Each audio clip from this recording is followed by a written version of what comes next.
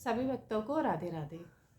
तो जिनके घरों में गोपाल जी की सेवा स्थापित है या जो लड्डू गोपाल की सेवा नित्य करते हैं, उन्हें दुर्गा माँ की सेवा करनी चाहिए या नहीं, उन्हें नवरात्रों में 9 दिन का व्रत रखना चाहिए या नहीं, या फिर उन्हें दशहरे में नवरात्र में नवरात्रि पूजा, कलश स्थापना या फिर सप्तमी अष्टमी नवमी की जो पूजा होती है वो करनी चाहिए या नहीं करनी चाहिए।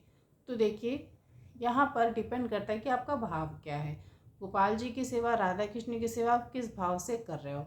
अगर आप उनकी सेवा अनन्यता के भाव से कर रहे हो कि उनके सिवा आपका दूसरा कोई इष्ट नहीं है, आपने अपना इष्ट मान के रखा है, तो यहाँ पर जो है सबसे पहले आपको उनकी सेवा करनी है। राधा कृष्ण की सेवा पहले करनी, गोपाल जी की सेवा पहले करनी, उसके बाद आपको अन्य किसी देवी देवता की या फिर माँ दुर्गा की उपासना करनी है। नहीं तो अगर ऐसा कोई भाव नहीं है, आप सबकी पूजा बराबर भाव से करते हैं, तो आप चाहे पहले गोपाल जी की करिए चाहे पहले उनकी करिए। लेकिन भाव पे डिपेंड करता है कि आप अनन्य भक्ति कर रहे हो या फिर सब में आपके भाव बराबर है। यहाँ पे एक कंडीशन और आती है कि आपकी दीक्षा हुई है या नहीं हुई है।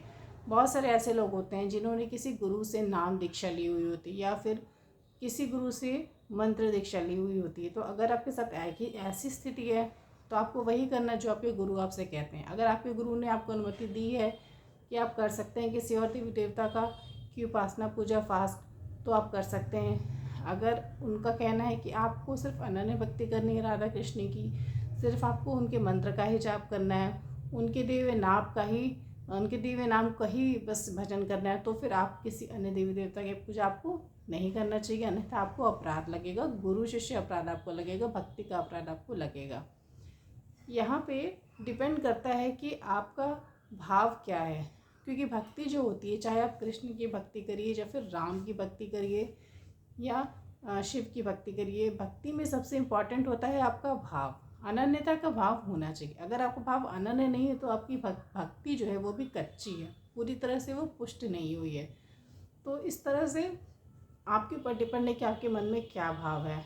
आप पूजा आराधना सबकी कर सकते हैं, क्योंकि वैष्णव रीति जो होती है उसमें यही है कि एक वैष्णव को अपने इष्ट की आराधना सबसे पहले करनी है, बाकी सबकी उसकी बात करनी है। और वैसे भी जो लड्डू गोपाल होते हैं वो श्री कृष्ण का बाल स्वरूप होते हैं, तो उनकी तो वैसे भी सेवा घर में अगर वो हैं तो सबसे पहले उनकी सेवा होनी चाहिए, क्योंकि वो एक शिशु के रूप में, एक बाल रूप में है। तो हम सबसे पहले, अगर घर में कोई नन्हा बच्चा होता है तो हम सबसे पहले हमारा ध्यान उसकी ओर जाता है कि उसे कोई कष्ट तो नहीं है, उसे भूख तो नहीं लगी, उसकी तबीयत ठीक है कि नहीं है।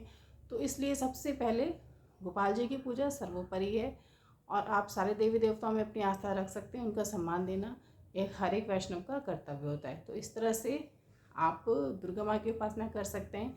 और अगर आप किसी संप्रदाय से जुड़े हैं, गौड़िया संप्रदाय से या राधा वल्लभ संप्रदाय से, या फिर बहुत सारे संप्रदाय, हरिदासी संप्रदाय, निम्बार्क संप्रदाय, अगर इन संप्रदायों से आप कनेक्टेड हैं, जुड़े हुए हैं, तो आपके संप्रदाय में जो भी होता है, जैसे वो शिष्य करते हैं, लोग करते हैं, आपको उस तरह से करना है। तो यहाँ पे अनन्यता का भाव चाहिए। आपका जो इष्ट है आप उसकी पूजा पहले करिए, फिर उसके बाद अन्य देवी देवता की आपको पूजा करनी है। वीडियो अगर अच्छा लगा हो तो लाइक करके शेयर करिएगा। सभी भक्तों को राधे राधे।